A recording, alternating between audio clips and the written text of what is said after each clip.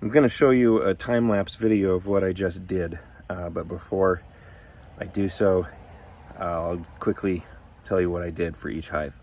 First off, I took out the makeshift entrance reducers that I put together.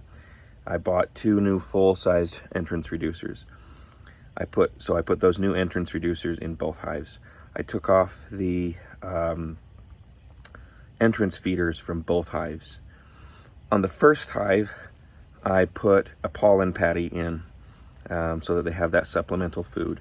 On top of their inner cover, I also placed an in-hive feeder box, and that's an interesting contraption. It looks like a plastic box, but it has a hole in the center with kind of like a funnel up into the box that the bees can climb up into, and then you fill that box with syrup and you put it inside your hive, and then you put your lid on your outer cover on top of that.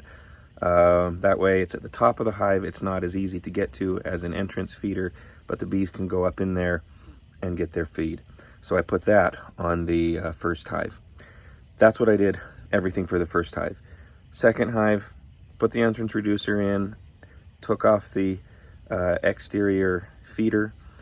I then decided, well, let's just get they need to have their mite treatment, so I put their mite treatment in, and so that's in between the 2 deep boxes. I then put a pollen patty on top of the upper deep, and I gave it an in-hive entrance feeder as well. So that's what you're going to see me do, and hopefully, crossing my fingers, it reduces the robbing and gets both hives to where they need to be. So without further ado, watch me moving in fast speed.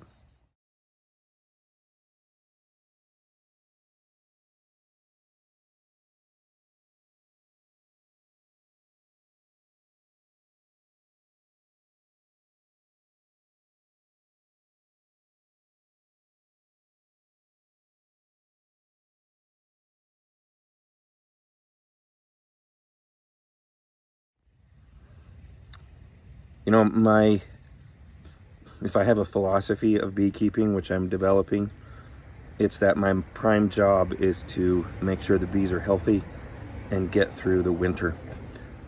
So I really hope that I haven't completely failed them, that in the next month or so, before it gets really cold, they can recover from this robbing episode. Hope I've done the bees right.